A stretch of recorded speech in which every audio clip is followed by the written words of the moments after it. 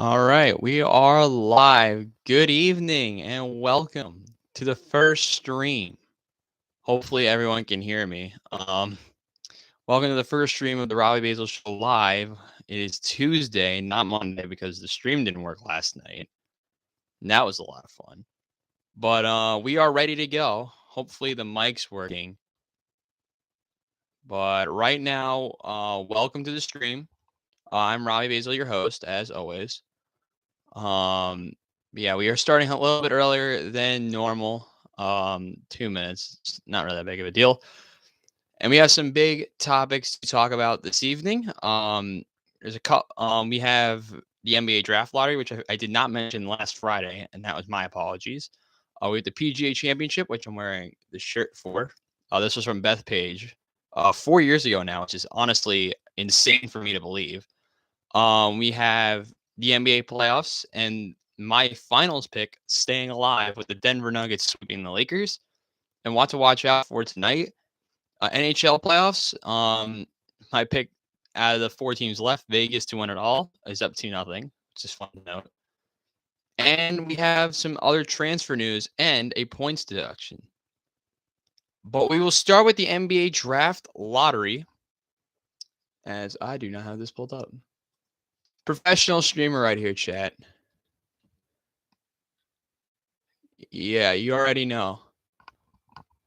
Yeah, this is my first time in this setup. Sorry if my hand was over the camera there for a second. But yeah, welcome to the episode. The NBA draft lottery. Let's go down your big winners. The first round, the lottery picks in order were San Antonio, Charlotte, Portland, Houston, Detroit, Orlando, Indiana, Washington, Utah, Dallas, Orlando again, OKC, Toronto, and New Orleans. Congratulations, Spurs. You have possibly the best draft pick available since LeBron, and this is their first number one pick in I don't know how long. It's been a while. That's all I know. But right now, the Spurs are in a golden position to begin their rebuild the right way. That's getting Victor Wembanyama.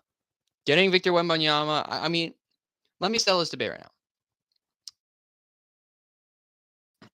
I heard like a debate where this guy could possibly be the best prospect since LeBron. It's a weird debate because remember, LeBron James, when he was scouted, someone said he was going to be the best player in the NBA when he was like 15 years old. The difference between him and Wembanyama is tall, lanky, and he can shoot the three. He's like 7 foot something.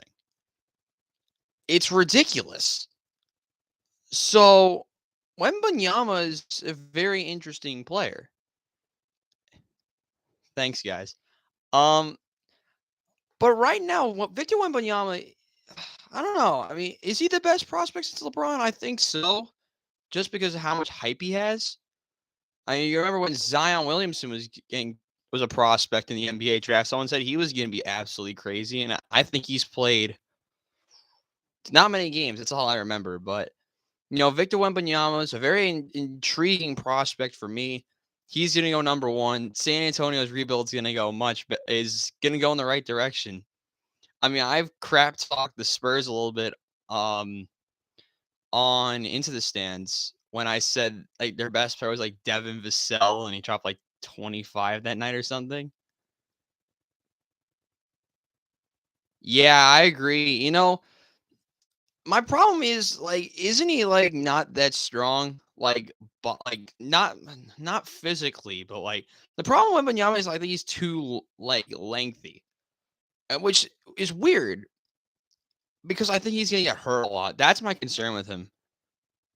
I mean, he's very interesting. I like him a lot.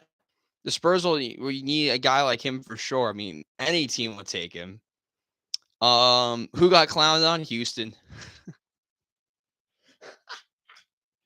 Houston got unlucky. Detroit got unlucky. It was very interesting for sure that Detroit fell all the way to 5. Orlando getting the 6th pick. That's not that bad. But the one pick I want to look out for is Portland, because Portland is in a situation for Pistons got robbed the most. I agree. Portland is in a position to get a top 3 player, whether it be Henderson or Miller, which is going to be very intriguing to see how they pair him with Donovan Mitchell. Not Donovan Mitchell, Damian Lillard, excuse me. But right now, I mean, San Antonio, I'm worried about Charlotte because pairing a guy like, let's say, Scoot Henderson with LaMelo Ball, that's very intriguing if you are a member or a fan of Charlotte because LaMelo went down, they declared their ultimate tank, and they went out and got the second pick. Yeah, the Spurs deserved it, though. They tanked right. I mean, I know there are some Spurs fans that watch this. Hey, Colin's there. Shout out to Colin for being one of the few Spurs fans that actually watches this thing. Yeah, the Spurs were bad. Nah, the Rockets are a disaster. The Rockets are an absolute mess. Getting the 4th pick, not getting a top 3 prospect, and you guys are tanking all year. What are we doing? But I mean, there's a lot of interesting options. I'm surprised Utah is not lower. Because remember, Utah traded all those pieces, and they're still. No, it didn't.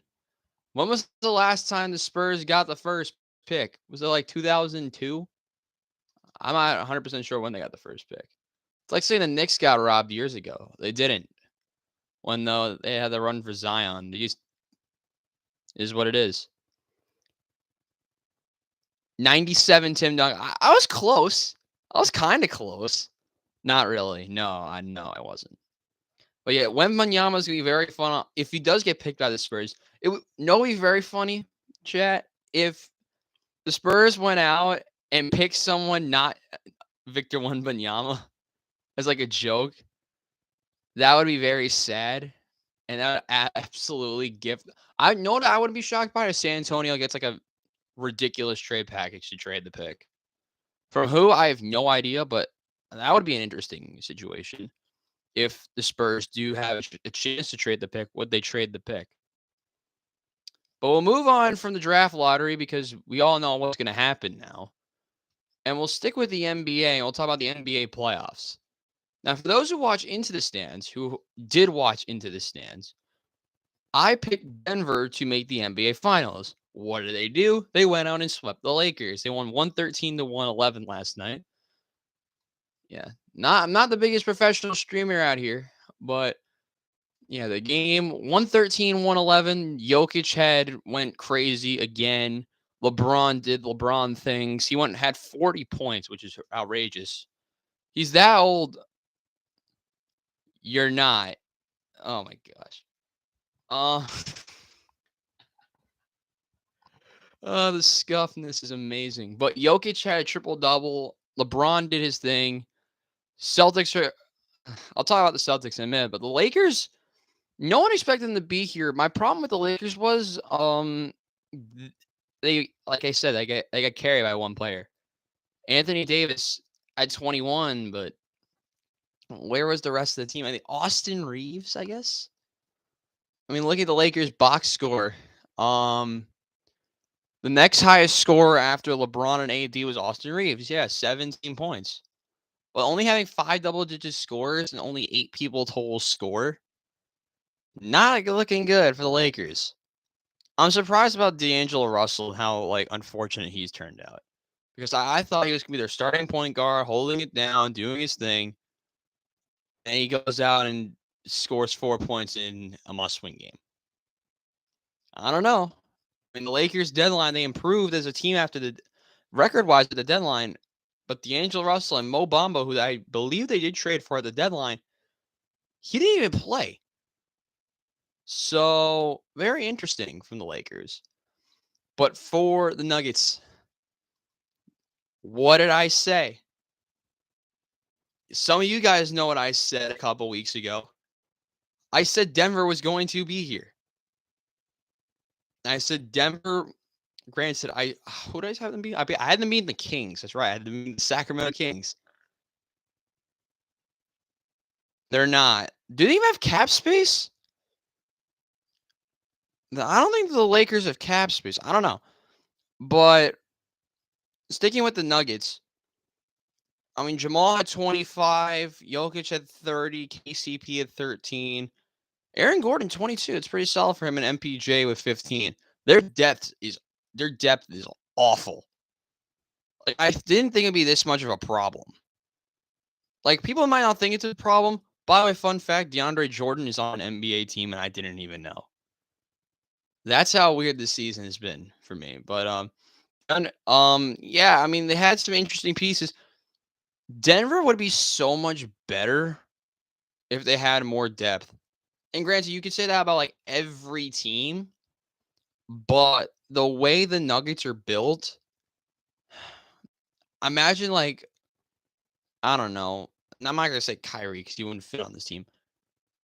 I mean, there's a lot of pieces that imagine like a Donovan Mitchell on this team. That's just a weird one to throw out.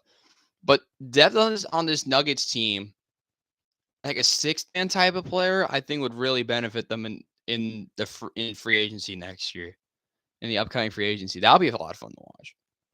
If what the Nuggets do, okay, so I did pick the Nuggets to win the championship, and I had them beating the Boston Celtics. What have the Boston Celtics done?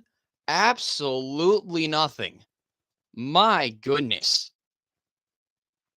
Yeah, the Heat are playing the Celtics tonight.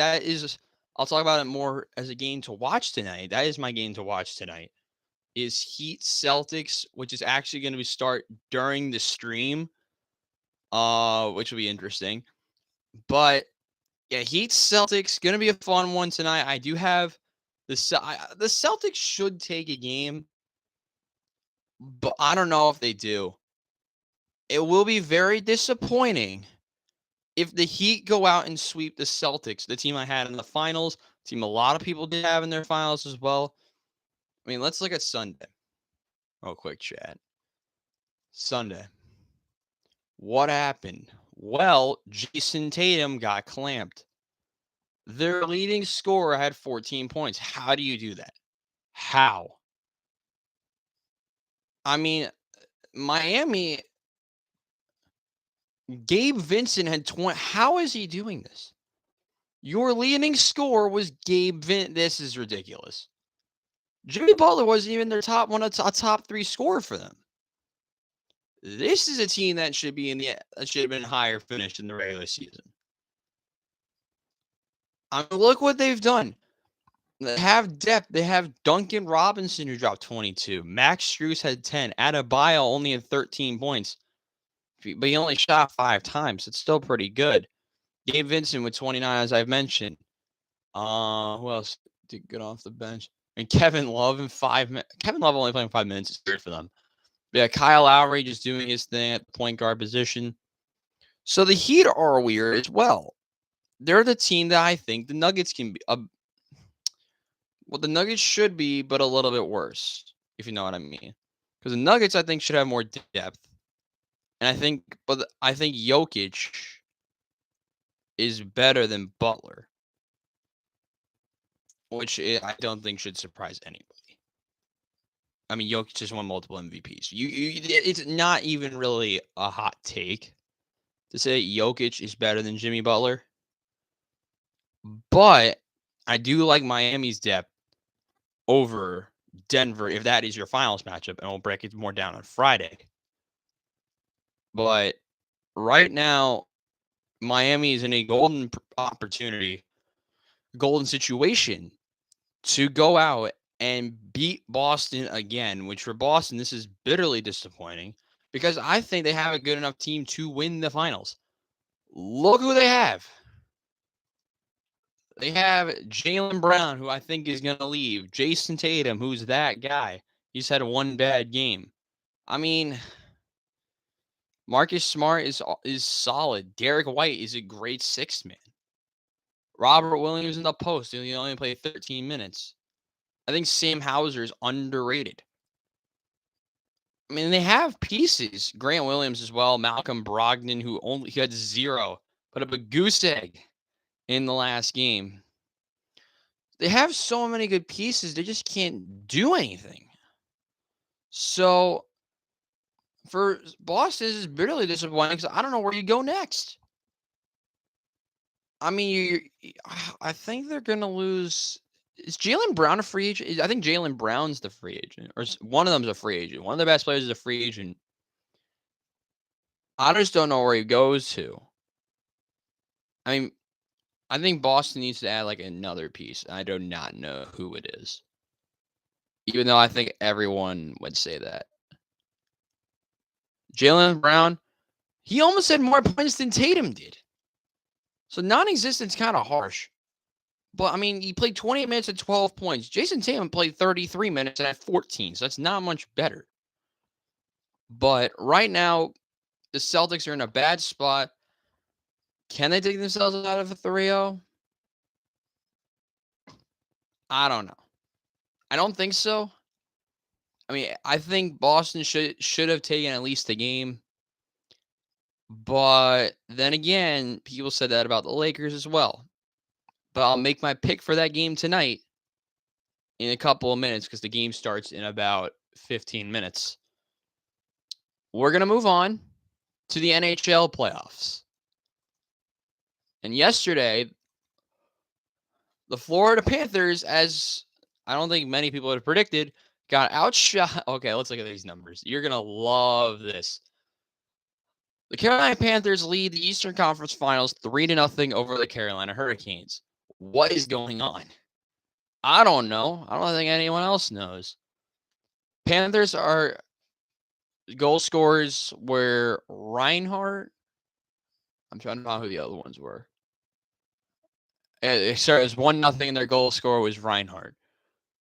I mean, let me just name some of the players on this team. You have who people know. Sam Reinhart, who I think is good. Matthew Tkachuk, who's crazy. Carter Verhaeghe, I guess. And then your goaltender's Bobrovsky, $1 million, which in NHL terms is ridiculous. He has been disappointing up until these playoffs, really, for me. Trouble, same way all these other teams. Now look what the Panthers have done in the playoffs. Let's go through this game one by one. You go out and beat Boston, which is impressive. Then you go out and almost sweep the Maple Leafs. Okay. Games against Carolina. Where was this last year when they had a better team? They collapse. This cannot be more confusing because, I mean, you go out. Let's look at the Maple Leaf series because this is a perfect start to this for a team. Then Florida won 3-2. Then they won 3-2 again. Then they lost 2-1. And guess 3-2 again. This time to Carolina. Then they won 2-1. And then they won 1-0 yesterday.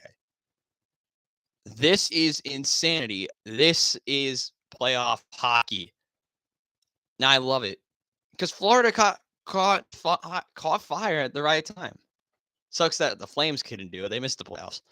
But, I mean, remember, for those who follow hockey very well, Matthew Tkachuk was traded for Jonathan Huberdeau, a first-round pick, and some other players I'm totally forgetting of that I knew were elite.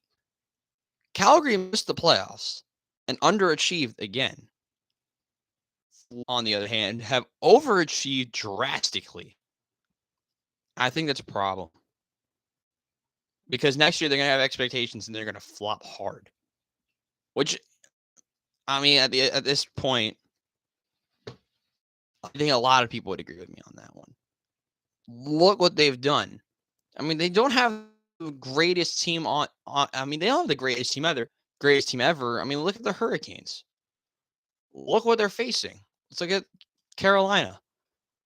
And the best player on their team, let's name some players. You have Sebastian Aho, Kokaniemi, Paul Stastny, I guess. I mean, Jesper Fast. Defensively, Jesper Fast. Defensively, they have not a lot. And Freddie Anderson that will not win you a cup. So right now, the situation in Carolina is bad because they have kind of overachieved as well. Granted, they went out and beat the Islanders, which if you are surprised by that, how in the world are you surprised by that? Carolina's the better team on paper. Carolina deserved to win that series. The reason I think Carolina in games 1 and 2 of the semifinals, 11-2, 5-1, 6-1. And that's where, like, oh my goodness, Carolina might be good. Look out. What do? They flop hard and lose 3 straight. It was inevitable. One of the two had to do this. Unfortunately for everyone, it was Carolina, not Florida. But I mean, Florida is rocking right now. I mean, you have the Panthers and the Heat possibly going to their finals. The Dolphins are a solid team. Don't forget about them. As well as the Marlins, who are actually, I think.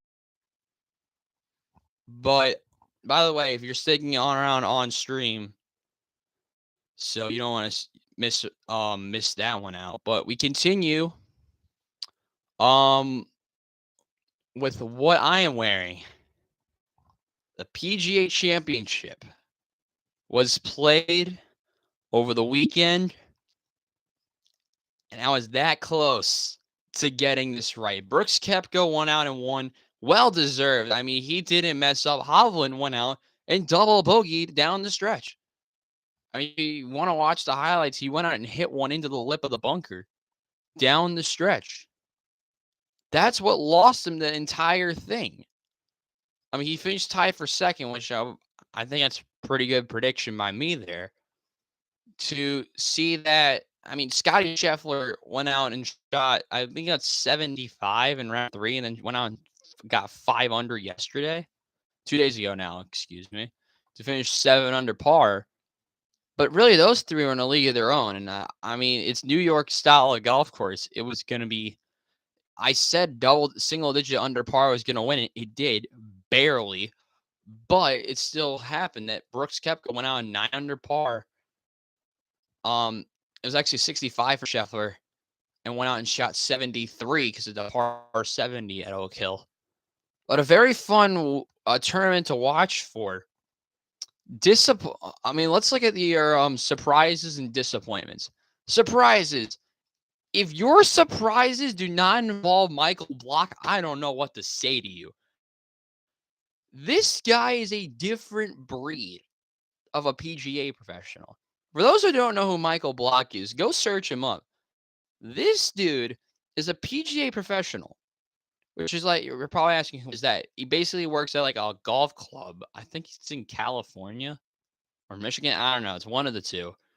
And he just like provides lessons to people and qualified through the PGA professional is it the PGA Professional Championship, I think is what it is. He goes out on the number, qualifies for next year's PGA Championship, since he finished in the top 15 and got invited to play in the Charles Schwab Challenge this weekend, starting on Thursday. I think the tee times are out for that. We may check that out later. But a very interesting tournament for a guy like him, and it was very fun to watch. I mean, 18. This is why I wish I wanted to edit this. For context, down 18, Block hits one straight left. I think it was off the tee straight left. Or was it second? I don't know. He had a shot in the fans, and he gets, it was his third in the fans, and he gets up and down for par. And he makes that putt, and the crowd goes crazy. Granted, I wish it was like TBC Scottsdale, that 16th hole at the stadium course at Waste Management, where everyone went absolutely nuts for like beers and all that. That would have made this whole thing even more crazy. But it was a great reaction, and it was so much fun to watch him throughout the week. He got that hole-in-one in front of Rory McIlroy, one of his idols. That's crazy. I mean, I think, I'll be honest with you, if I was saying that, like, if we played the first part 3, I probably would like shank it into like the woods or something. But that's just being honest. But another surprise. Now, I don't think many people know who he is. Let me give you a little background. So he's listed as an American, born in Chico, California. And let's look at his tournaments that he's played in. He missed the cut At the Players, the Masters, the RBC Heritage, and the Wells Fargo, and finishes tied for 4th at the PGA Championship. He made the cut at the He went out and the last term he played in before that, he made the cut. He went out and won. He won the Arnold Palmer Invitational. Before that, he missed the cut at the Genesis and finished tied for 23rd at the aforementioned Waste Management Phoenix Open. But Kirk Kitayama played a scrappy round of golf at a very tough golf course to finish his week out. And I mean, granted, 3 under par may not be that crazy, but the way the course played, he went out and shot 65. I mean, he was started the day +2, goes out and shoots 65. Pretty solid week right there for him. To finish the round, I mean, there's a lot of positives, but let's talk about some disappointments. We're going to scroll all the way down, sort of from the bottom to the top, because there's going to be a couple of them. Abraham Ancer shooting +11. Okay. That's the first one that's going to like jump out to me and say, wow. I mean, a guy like him, that's crazy. Sam Burns, yeah, that wasn't a good pick, Chet. That was not a good pick for me because he was one of my players to watch to win this week. And he goes out and misses the cut, and finishes overall, you ready for this? 23 shots behind the leader, the way that Brooks finished. Yeah, that's not very good. So not good by me there, but not much better from the player. Cam Young's a shocker because Cam Young has been competitive in majors before. I mean, this dude in the most recent major finished tied for 7th at was it tied for 7th at the Masters tournament. He finished high at the Open last year. That was an interesting one to see him fall all the way down the boards. Dustin Johnson finishing +9. I mean, before I go, because I will have a small thing about Liv once I finish talking about DJ. I mean, went out and shot 67 and shot 3 consecutive rounds of 74. Unlike him for sure. I mean, the last time he played in New York in a major, last time he played was really competitive in a major like this was the PGA in New York at Bethpage, where he went out and finished in 2nd. So very shocking to see someone like a Dustin Johnson go out and fall this hard. But I mean, John Rahm as well. Almost forgot to mention John Rahm. Shot 76 day 1, 68, 72, 71. I don't even need to speak much more. But it's time for a little commentary from me today, because I feel like it is needed that I do something like this. Brooks Koepka winning the PGA is a very big problem for the game of golf. Yes. Live Golf, for those who don't know what it is, it's backed by the Saudi Arabian was it Public Investment Fund, I think is what it is. Live has gotten very popular. They have so much different antics than the PGA Tour. They play a team format. It's very interesting. I haven't watched it at all because I'm always watch the PGA Tour until it possibly goes away. What if Live takes over? That's just a scenario. But a Live player finally winning a major puts Live more on the map than it already did. Because Live players falling apart in majors, everyone loved that. If you're a PGA Tour fan, you love seeing stuff like this. Players going out only for the money and not going to a more competitive atmosphere. Because, but granted, Brooks has been dealing with injuries. That's why he's here. And Brooks Koepka deserved to win this tournament. He didn't fall apart under the pressure like Victor Hovland did. I mean, remember, Phil won the PGA. What was that? Killa Island? It won a recent PGA. He's never going to do that again. Brooks Koepka was injured for a good amount of time, went out and won the PGA as the first LIV player to win a major. PGA Tour should be ashamed of themselves.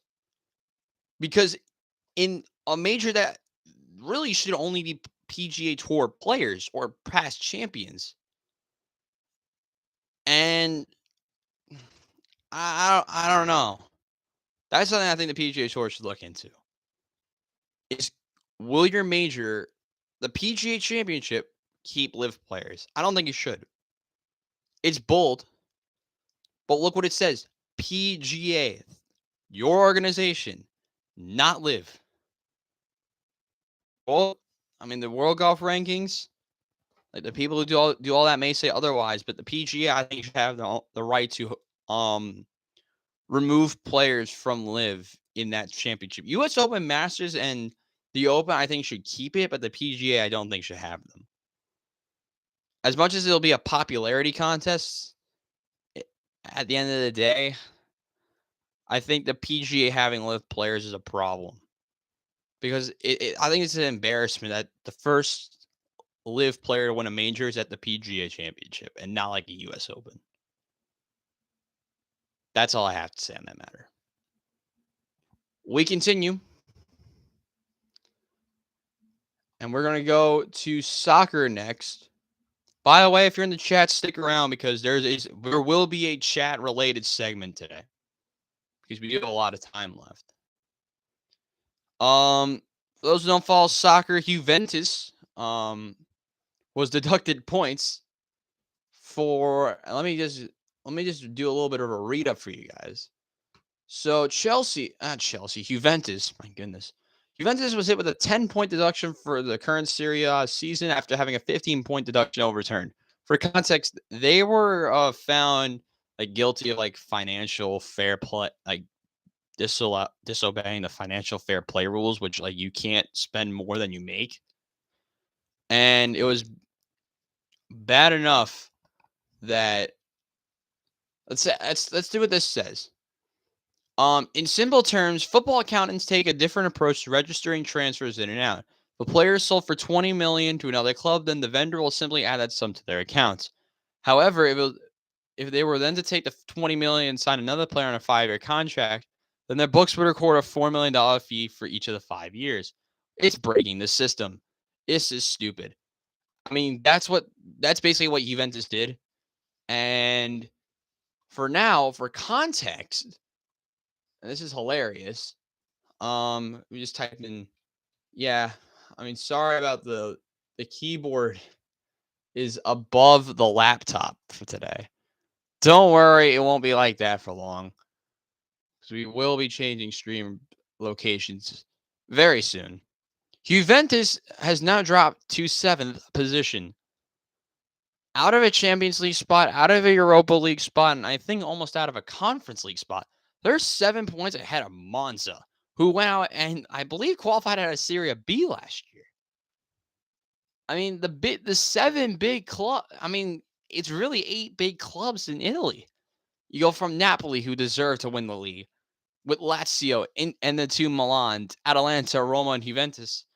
Drop a little bit. You got Fiorentina, who's in a European final and can take a European spot away from one of those teams. Because they are in the Conference League final against West Ham. Which, by the way, that'll be a very fun match. 2 very interesting teams that are both mid-table in their own league. They'll battle it out in the Conference League final. But I mean, it was. If you were a Juventus fan and didn't think this was inevitable after they overturned the original ruling, I don't know what to say to you. We all knew, as fans of other teams, if you had a real brain, you knew this was going to happen. You had to be blind, deaf, I don't know what to say, to not see this coming for Juventus. They dropped to 7th. They deserve to be there. I mean, I don't know what else to say. Juventus, I don't know. They should be forced to sell players because this is ridiculous that Juventus went out and did something like this. I'm just waiting for when they do it to Man City because, oh my gosh, imagine the scenes.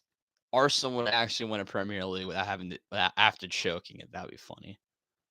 But Juventus now slides to 7th. And looking at the remaining schedule, let's look at the remaining schedule, actually. We'll pick the remaining schedule. They have 2 matches. They go out and play AC Milan. I believe that's up. It's coming up. It's on May 28th. And then they play June 3rd against Udinese. That'll be an interesting one. But it's going to be tough. It's going to be close, that's for sure, for Juventus. I mean, Roma, who's sitting ahead of them, has Fiorentina and Spezia, which they should beat Spezia. But it's soccer. Anything can happen. Juventus, there's not much else to say. But one other league we want to talk about is the Premier League, as Man City has won out and won the league. I'm disappointed. I'm very disappointed. But yet, there is hope for the team that I like. That is Arsenal. Arsenal went out, and some would say they bottled the league. But when you compare the two rosters, did anyone really expect Arsenal to be in this conversation? Man City, built with young talents, Erling Haaland, Kevin De Bruyne, Ederson in net. Those 3 players are better than the majority of that Arsenal team. Just being real. Arsenal's best player is, it's going to either be Martin Odegaard or Bukayo Saka. Let's just say it's Saka. Is he better than De Bruyne? No. He's better than Erling Haaland? Hell no. I mean, would he start on City? Yeah. But, like, at the end of the day, I don't know. I don't think Arsenal was ready for it. Arsenal overachieved. And that while it's very obvious, by the way, Arsenal re-signed Ramsdale and they re-signed Saka today, which is interesting to note. But it's all going to come down to what Arsenal does in the transfer window. They've been rumored with Declan Rice, which would be a very fun transfer. But losing Granit Xhaka does hurt, and I mentioned that on Friday.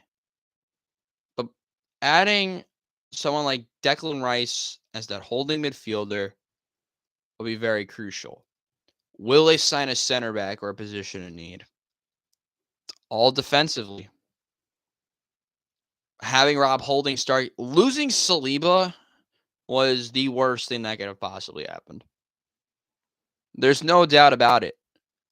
Losing a guy like Saliba, your second best center back, and your third best one is Rob Holding, you do not deserve to be in this conversation. It's just that simple. Like, City has Ruben Diaz, who I think is elite. And they have so many other players that they just have the talent alone to beat anyone. They're in the Champions League final. They deserve to be there. We talked about it already. They went out. They went out and beat Real Madrid at home. And they drew away at the Bernabeu. They deserve to be there. Real Madrid did not deserve to be in the Champions League final. That just proves how good this City team is. De Bruyne, Haaland, Ederson, Ruben Diaz. Kyle Walker shut down Vinicius Jr. I don't know what else to tell you. Man City's legit. They will continue to be legit. I just don't know if Arsenal or really anyone has the talent to even compete with them next year. It's going to come down to the transfer window and who does it right and who does it wrong. By the way, shout out to Newcastle for making it to the Champions League. By the way, they're owned by the Saudis, just a fun fact as well. It's their first time in the Champions League since Alan Shearer was captain, which is around a little bit over 20 years ago. Magpies deserved it. Play a very defensive formation. Alexander Isak bounced back a little bit. They're a solid team. Can they put it all together in a Champions League situation? That will have to be seen. But we are going to do something. We actually have no one in chat. Oh my goodness. That is well, what else is there to talk about? We actually are doing something fun today. We are going to pick a random team's. Oh my goodness, we have a score alert for you. Vegas is up 3-0 on the Dallas Stars. Okay. Gee, and it's only halfway through the first. Jeez, that's a problem. But we will look at recent scores. Celtics and Heat is also live. It's 12-12 in the first quarter.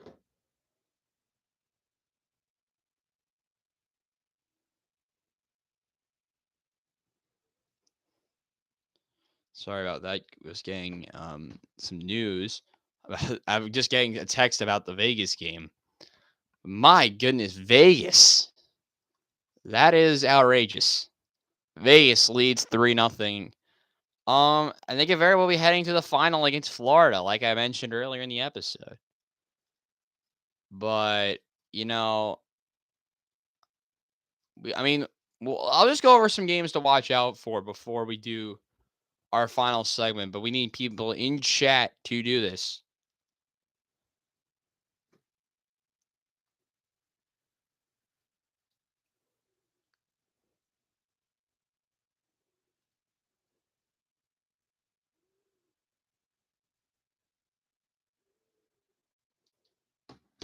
Yeah, so by the way, shout out to everyone who's subscribed to the channel. I haven't mentioned that yet.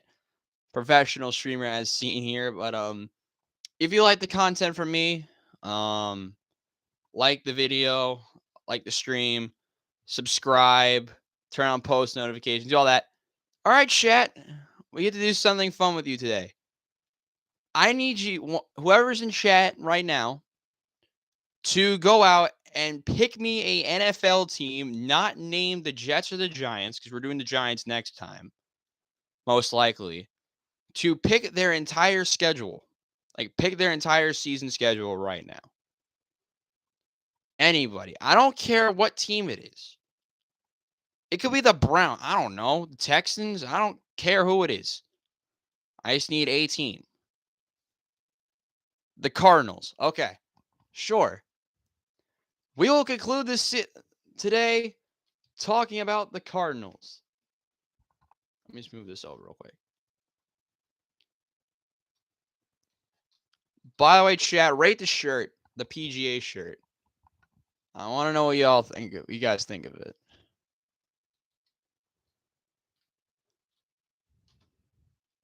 All right, Arizona. Let us begin. Before I begin, the Cardinals are an absolute disaster. They've lost pieces. They're in disarray. That's all I'm saying about them. We begin with Washington.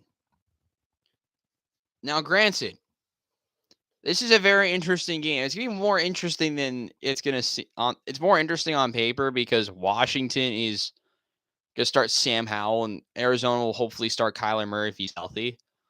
It's going to depend on who's healthy. This game is going to be so boring. Nothing's going to happen. I'm going to go Washington. It's going to be harsh, but I'm going to say Washington by like 3 to 6 points. So 0-1. Giants loss. No questions. 0. Dallas at home. Chalk that up as an L. San Francisco. L. You do not play a winnable game, I think, until like week 6. Rams, I think, is your first real winnable game. You could pick the Falcons to be a winnable game as well. Houston, Chicago, I guess. But they don't have any winnable games for how bad they are. So you're 0-4. You're gonna lose. You're gonna steamroll by the Bengals. I think they beat the Rams. Right now, I think the Cardinals they'll find a way to beat the Rams. So 1-5. It's proving how bad I think Jonathan Gannon was the wrong pick for their hire.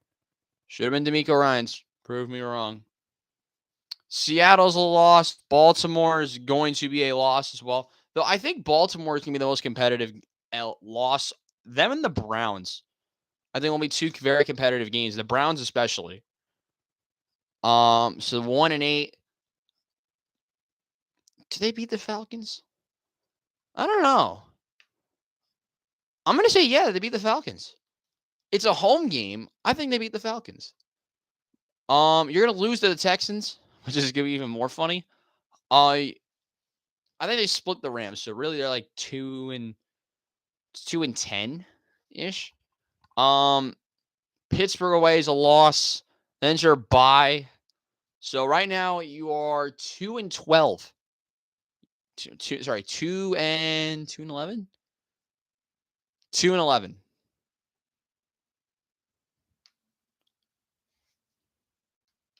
Not Houston. The reason I say not Houston, Washington's harsh because it's week 1 and I don't know who's going to be healthy for Washington. It's going to be a very competitive game, though. I think it's going to be like a 17-14 type of deal. But so right now I still have 2 wins. They're going to lose to San Francisco. It's going to be a very fun one with the Bears. I think the Bears are going to be very competitive because I think the Bears are going to I think everyone's going to be injured to left and right. I think Arizona can actually beat the Bears. But they're going to lose to the Seahawks and the Eagles. So relatively, I think it's going to be like 3-4 wins. Is it harsh? Yeah. But you have to be real with this. Arizona going 3-14, 4-13 should be expected. I mean, you have Kyler Murray. Yeah, I do not like their defense at all. Their defense is a disaster. I mean, they drafted tackle. Their draft strategy was very interesting because they are now banking on Houston being bad. And I think they have a better chance at. Okay, this is going to be very interesting. I think the Cardinals have a better chance at the first and second pick than them going over 500. Is that bold to say? Because I think there's no shot the Cardinals go over 500. But that defense, and the lack of offensive weapons, and Kyler Murray getting injured a lot. I mean, it would be interesting. That's for sure. But, I mean, right now, the Cardinals, 3-4 wins. It sounds like I'm picking the Jets from, like, years ago now. It's weird the Jets having a competitive team. By the way, Jets news real quick. Aaron Rodgers got hurt, apparently. It's not that bad. I just want to bring up a memory. It's like a memory type of thing. Remember when Zach Wilson went down in the preseason? No, they're not going 500. You don't have any real winnable games. I mean, it's very possible you go 0-5, 0-6 to start the season at best. Yes, at best. At best, I'm going to say 7-10. At best, 7-10. Because you have a very hard schedule. The Cardinals have a hard schedule. I think 7-10 at best would be reasonable.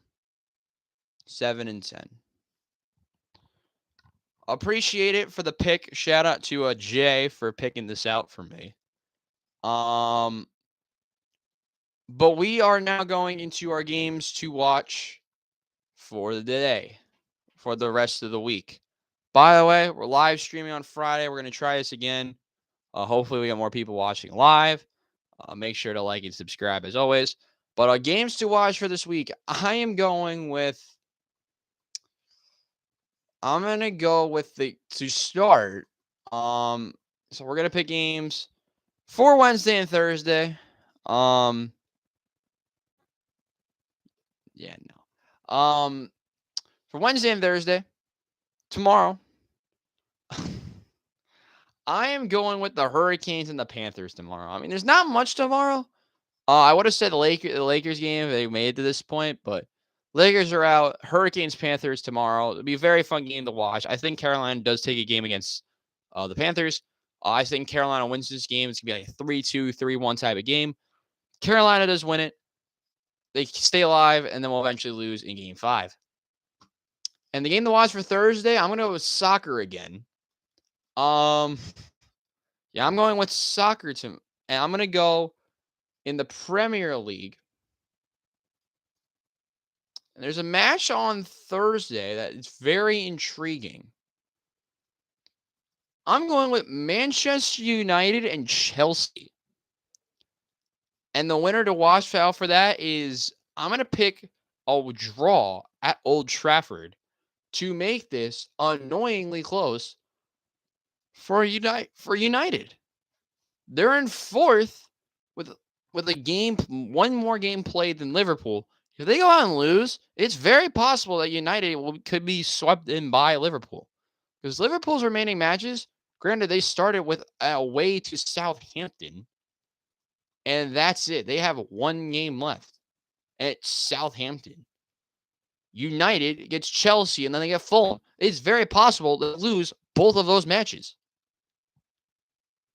It's weird to say that. I mean, Fulham, mid-table team, I think they should be higher.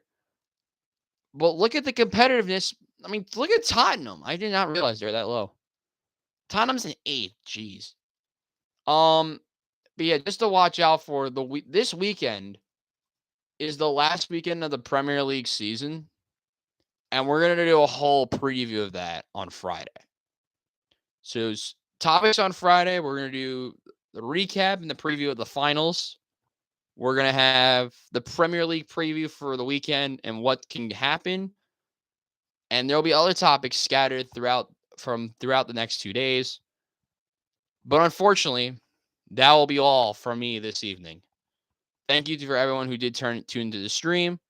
On Friday, I'll let you guys know what happens for Friday on Thursday. So make sure to follow at the Robbie Basel Show to find out when I will be streaming on Friday. It's likely going to be around lunchtime, around 12, 1 o'clock. Because usually we're going to probably stream at 8 o'clock p.m. if we continue streaming, which we'll likely be doing in the short term. So it'll likely be 8 p.m. on Monday, and then around lunchtime on Friday. That's the plan I have for right now. And of course, there will be changes here and there of that. Like, I know my birthday. I already know I'm doing something. So June 19th will not be filmed on that Monday. It'll be filmed on Tuesday. And there will be situations where I do travel because of course, my family and I love to travel. We'll be having streams. But for now, I'm Robbie Basel. Thank you guys for watching. We'll see you guys this Friday.